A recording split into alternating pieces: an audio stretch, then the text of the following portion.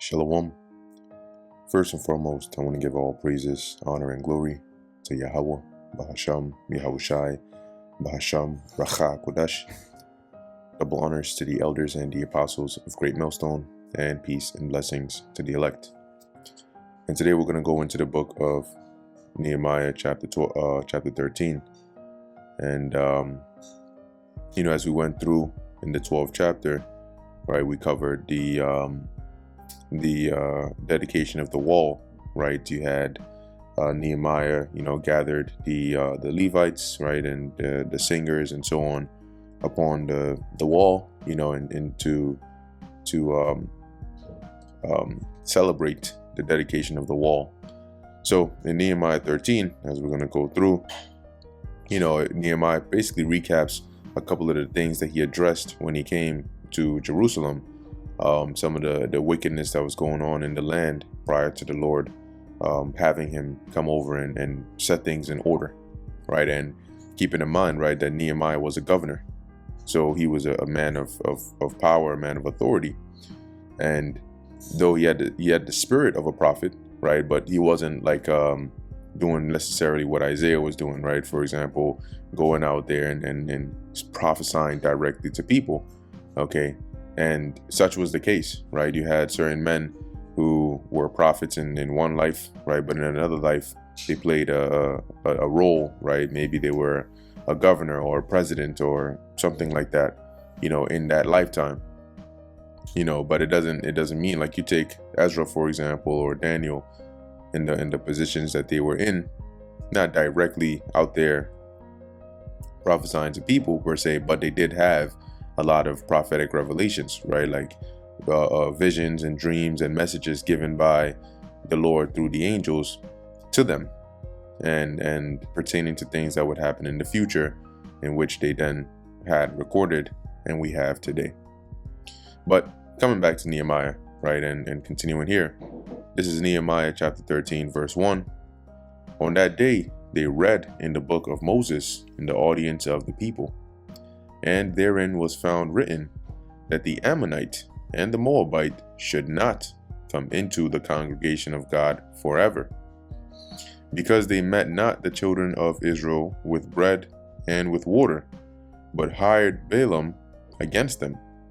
And this was done by Balak, right, in the book of Numbers, which I think they've referenced over here, right? Numbers 22 and 1 all the way to Numbers 24 and 25. And you can read about this, if you're not already familiar with it, you can read about it, when you have the chance there. So it says here, right, but hired Balaam against them, that he should curse them, because the Moabites feared Israel as we were coming up into the land. And so they tried to curse us. Howbeit, our God turned the curse into a blessing. Now, real quick, a reference to this here, going to the book of Deuteronomy 23 and 3, it reads, and an Ammonite or Moabite shall not enter into the congregation of the Lord Yahweh. Even to their 10th generation shall they not enter into the congregation of the Lord Yahweh forever, because they met you not. And so, the way this is worded, it could be that, though it says 10th, that's probably like in this sense, still saying it's probably like an exaggeration of the time to say that, even up until the 10th generation, they're still not, kind of like allowed to come into this congregation. And why? Verse 4, because they met you not.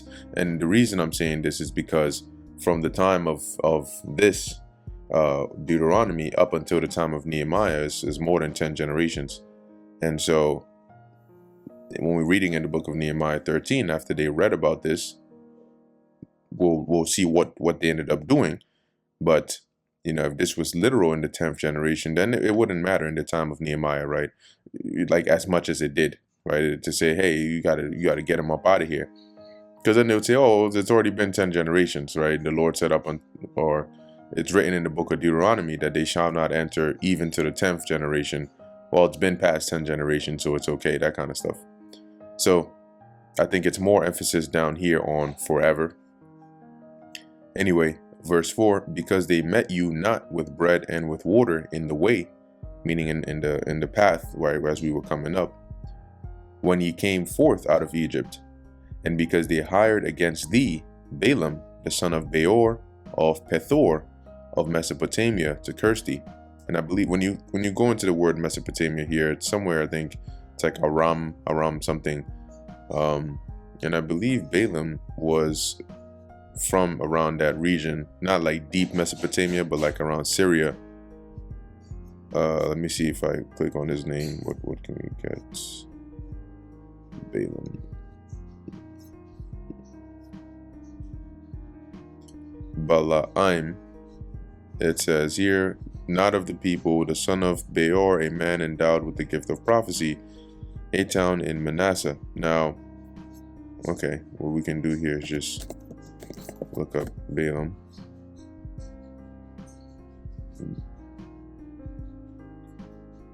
Okay, let's see if it tells us where he was. I think it does somewhere in here. And if I can't find it, it is what it is. You know, you can look it up. It's not that important where he's from. Cool. That's about enough searching on that. Anyway, so Balak hired Balaam to try to curse us, as we're reading here. Nevertheless, the Lord Yahweh thy God would not hearken unto Balaam. But the Lord Yahweh thy God turned the curse into a blessing unto thee, because the Lord thy God loved thee. Thou shalt not seek their peace nor their prosperity at all, or all thy days forever. So this is explicitly written in here. And this is what they were reading here in the book of Nehemiah 13. And after they had read it, right, in verse 1, verse 2, it says, because they met not the children of Israel with bread and with water, but hired Balaam against them, that he should curse them. Howbeit our God turned the curse into a blessing. Now it came to pass, when they had heard the law, that they separated from Israel all the mixed multitude.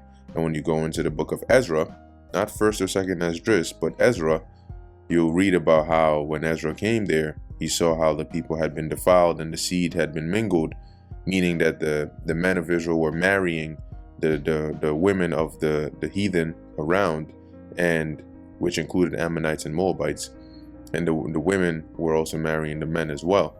So there was this intermingling over here, as where you have this mixed multitude here. So as it says, they separated them. Verse 4, and before this, Eliashib the priest, having the oversight of the chamber of the house of our God, so he was like in charge of, as it says, the chamber in the temple, was allied unto Tobiah. Now I believe Tobiah was an Ammonite, and he had, and let's look up the word allied here and see. We know what it means, but I want to know if it has any further definitions. All right.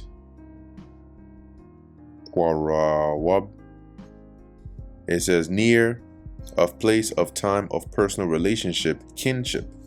But obviously we know they weren't related by blood, right, or by nationality. Two different nations here. So nonetheless, they were allied. Verse 5, and he had prepared for him a great chamber, where aforetime they laid the meat offerings, the frankincense and the vessels, and the tithes of the corn, the new wine and the oil, which was commanded to be given to the Levites and the singers and the porters, and the offerings of the priests.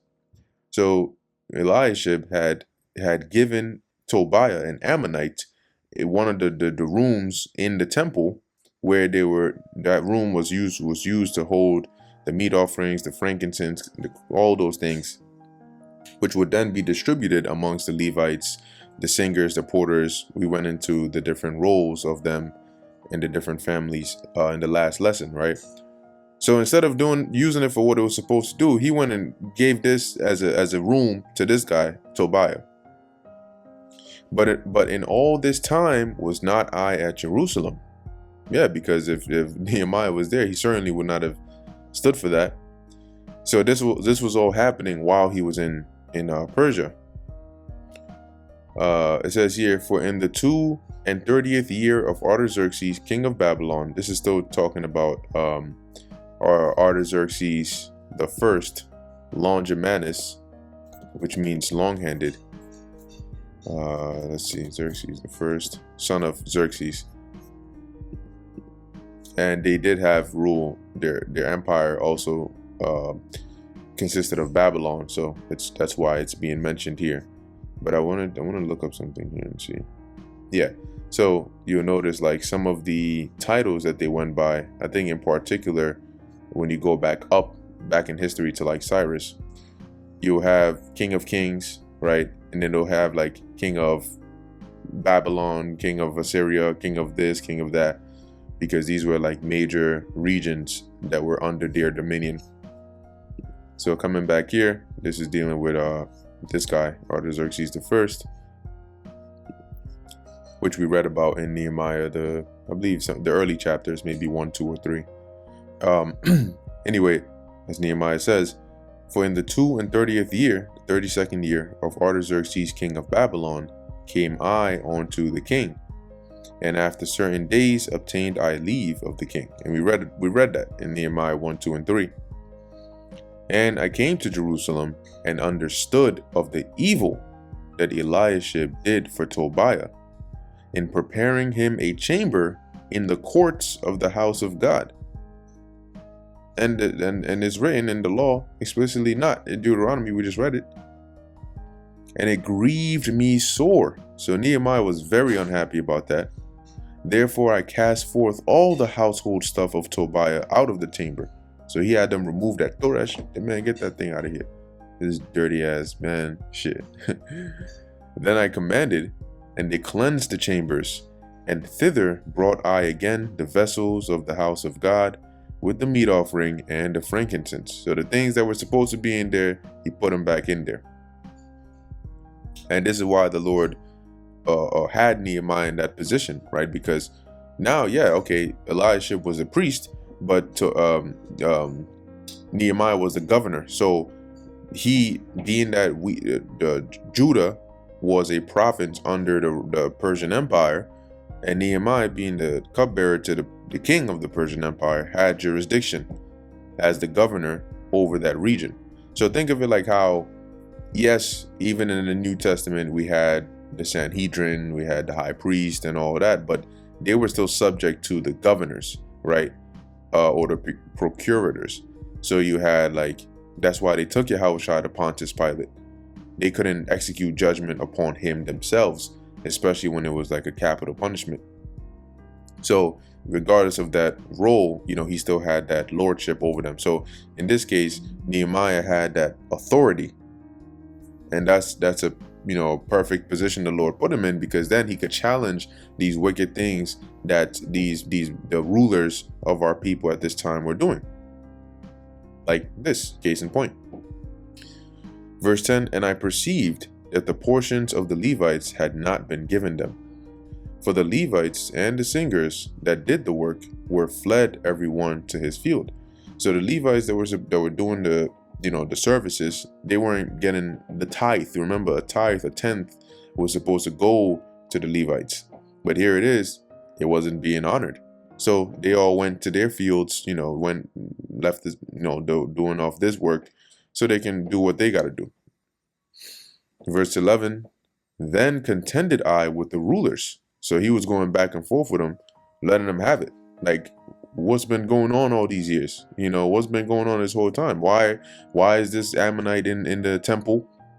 Why what's happened to the Levites? Why are they not getting their portions? Like, what the hell is happening here?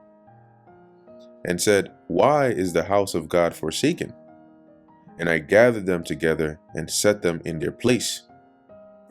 Then brought all Judah the tithe of the corn, which is a tenth, of the corn and the new wine and the oil onto the treasuries. So now he set that ordinance back in place. So when they would have their first fruits, they would bring a tenth of that into the treasuries, and that would then be distributed amongst the Levites. And I made treasurers over the treasuries Shelemiah the priest, and Zadok the scribe, and of the Levites Pedaiah, and next unto them was Hanan the son of Zaccur, the son of Mattaniah. For they were counted faithful, and their office was to distribute unto their brethren. Remember me, O my God, concerning this, and wipe not out my good deeds that I have done for the house of my God, and for the offices thereof. Verse 15, in those days saw I. Now, what we're reading of here in Nehemiah 13 is not a one-day thing. He's not saying all this happened in one day. He's recounting the things that he had to do, the things that he saw, the things that were wrong throughout all the years that he spent after he had come to Jerusalem, that he ended up fixing. So that's why it's saying here, for example, in those days, right? In those days, in these times when I came here, man, this was happening. Then I found out that they were doing this, and this was, it was crazy. It was a mess. In those days saw I in Judah some treading wine presses on the Sabbath. Treading the wine press is, if you have, for example, look this up, wine press, give you a little image, say Bible. It was like almost like a pit, right? And then you would have the grapes in there. Okay, so here's a good example, good depiction. So you have the grapes in there, and then treading means to stomp or walk on. So they would tread the wine press. They would have the grapes in there. They would stomp on it to squash it and get the blood of the grapes, and that would flow into another part in here. And then they would be able to, get that and turn that into like wine and whatnot. This was a laborsome task. And according to the law, this is not something that they should have been doing on the Sabbath. So that's why he mentions he saw them treading wine presses on the Sabbath, bringing in sheaves. Sheaves are when you, let's get another visual of that. Sheaves, Bible. When you reap, right, during the harvest, you reap, you gather they're like, I have to show you an image like this. There you go. So you see how you have like the grain and whatnot. There you go. They would be bundled up, and each bundle was called a sheaf. Okay, so these are the sheaves that would then be treaded upon or beat to get the grains out of them, and then the grains would then be grinded into flour, which could be used for bread and cake and whatever else they wanted to use it for. So he sees them. There's some treading the wine press on the Sabbath, bringing in sheaves and leading asses, as also wine, grapes, and figs, and all manner of burdens, which they brought into Jerusalem on the Sabbath day. What do you think they brought it there for? To sell. And I testified against them in the day wherein they sold victuals. Yeah, because when he saw them bringing in the grapes, the figs, the sheaves, the this, the that, to sell it on the Sabbath, it is against the law to buy and sell on the Sabbath. So he's like, what the, like what, man? So as he said, I testified against them, right, to put an end to it. Verse 16, there dwelt men of Tyre also therein, which brought fish and all manner of ware, and sold on the Sabbath unto the children of Judah and in Jerusalem. Now there was a famous place known as Maktesh, and let me actually pull that up real quick. And it's mentioned, I think, in Zephaniah, but it was like a merchant area, like a gathering, where you would have merchants come of all different areas, and they would, sell, right? Bring new things from overseas and all that, and sell them. So like a trade area. And you can see here, it says Maktesh, a mortar or deep hollow, a hollow or valley, evidently in the greater Jerusalem area. So this is like a marketplace, like a city, like a place there they would come and they would trade, right? Now, if we look in here in the Bibles section, the dictionaries section, And we can use the Eastons. And let's look for the word Maktesh. Here we are. Right, so it says a place in or near Jerusalem inhabited by silver merchants. It has been conjectured that it was the Phoenician quarter of the city, where the traders of that nation resided after the Oriental custom. But why did they do that? And who are traders? People that come, merchants, they buy, they sell, and so on. I'm not saying this is where they were, right? Because they would just bring these things and sell them in general in the public area, right? But it just reminded me of how you had certain areas in and around Jerusalem that were just like dedicated and known. Okay, if you wanted to go and trade or get some exotic stuff that weren't, found in the region or in the land, you would have to go there because people would bring them from other parts of the world. So verse 17. Then, I also wanted to let's go here. See if I can find it. Might be in Deuteronomy. Let's see. Remember the Sabbath day, keep it holy. All right, it might be here in Deuteronomy 20, Exodus. Let's see, goodbye.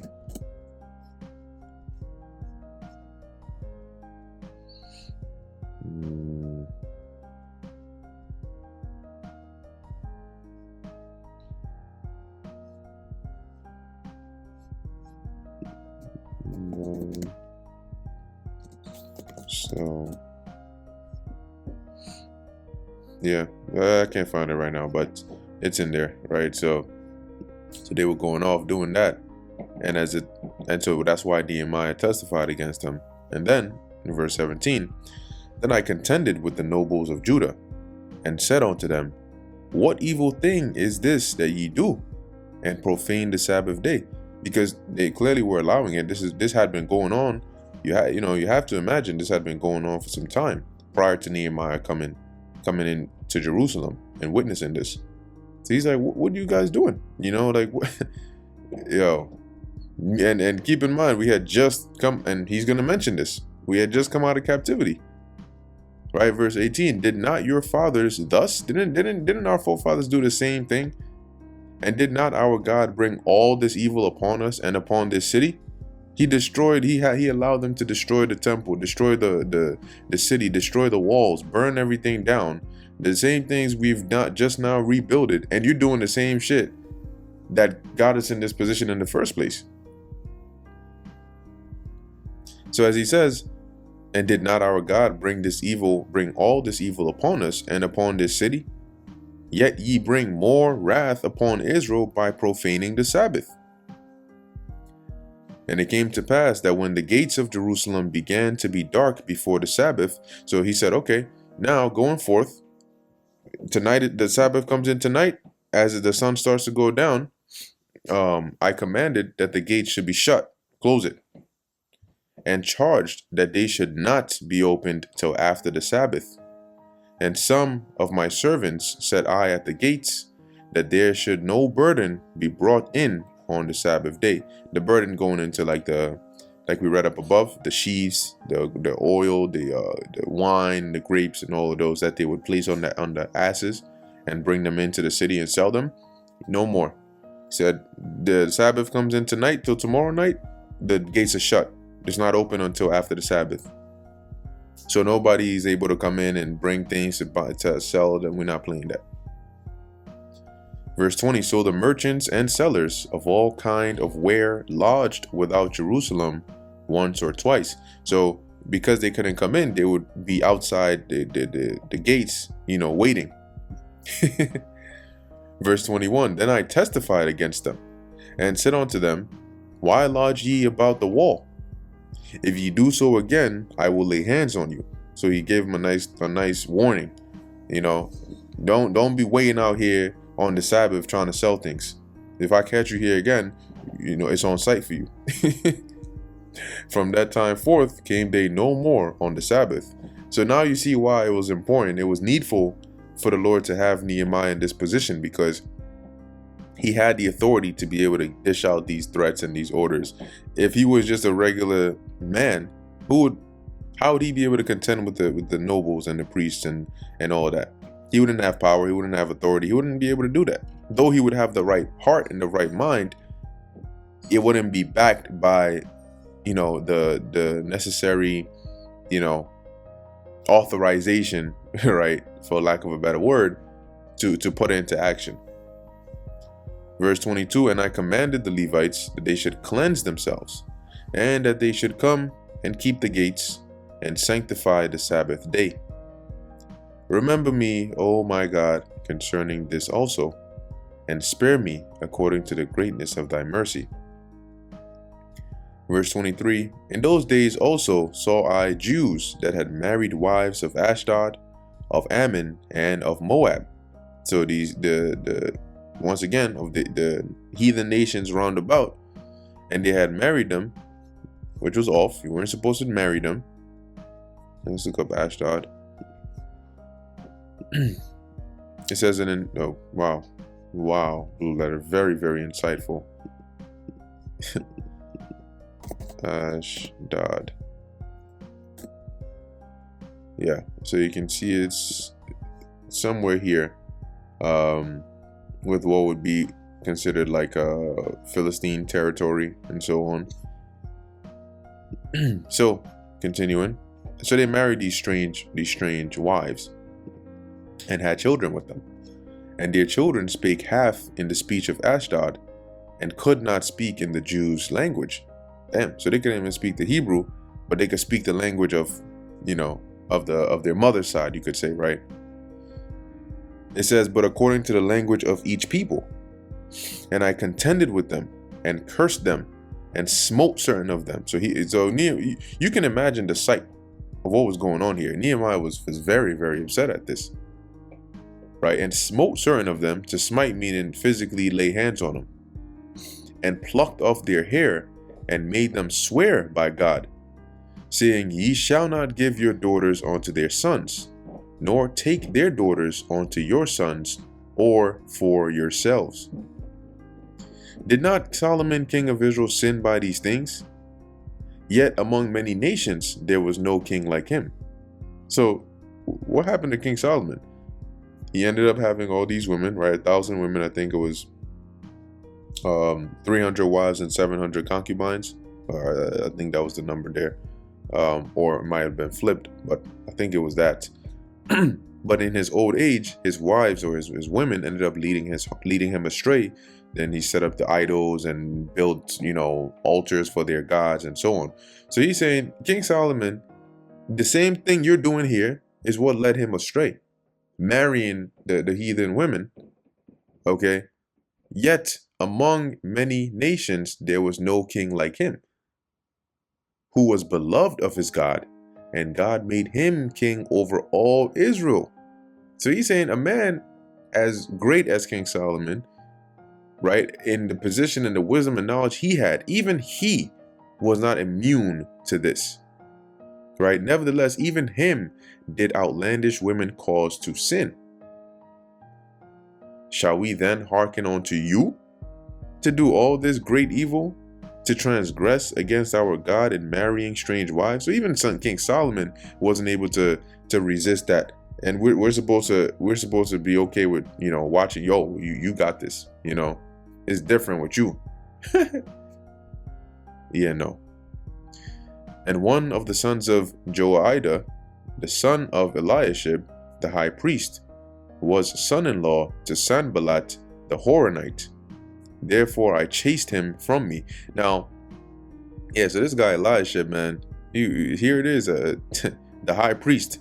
And look at what he was doing, because not only did he had given a room in the temple to Tobiah because he was in league with him, but then he was even the high priest, his son Joiada had married the daughter of Sanballat, which was a Moabite.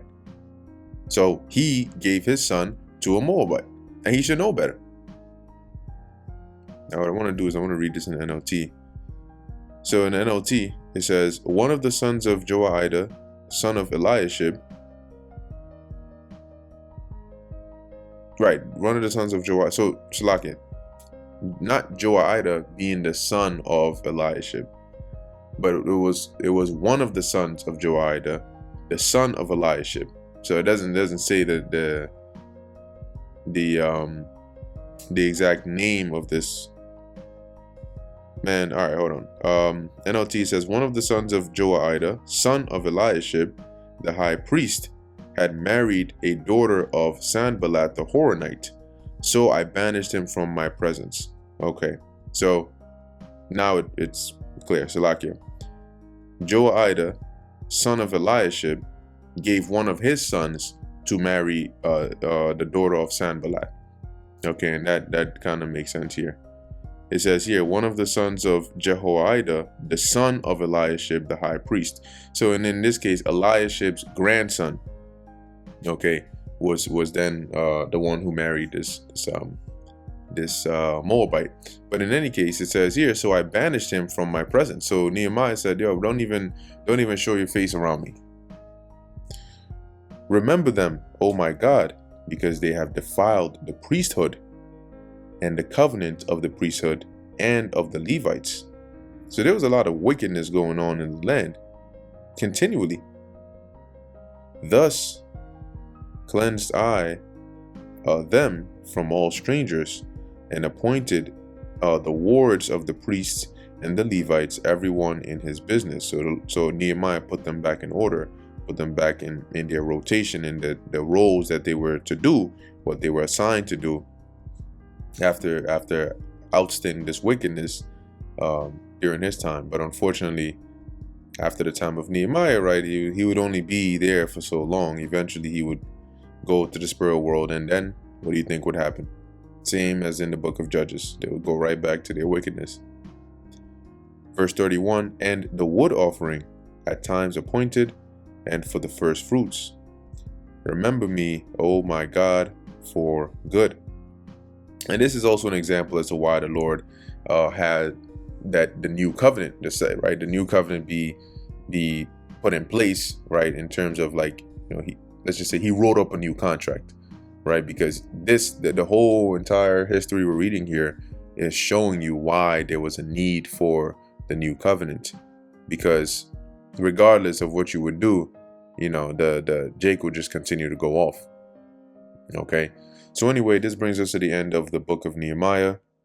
And, you know, Lord willing, that was edifying and gave you some context as to, you know, what's happening around this time, who were his contemporaries, you know, and this is sort of like the post, as they call it, the post-exilic, right, or the post-exile period, right, where we had come from, you know, Babylonian captivity. Though you had the Persians in rule right now, the Lord had put the Spirit on them to allow us to go back to Jerusalem, to rebuild the temple, to rebuild, you know, the walls, as we just read of here, and to set things back in order. So with that, Lord willing, this was edifying to the elect. In closing, I want to give all praises, honor, and glory to Yahweh, Bahasham, Yahweh Shai, Bahasham, Racha Kodesh. And until next time, Shalom.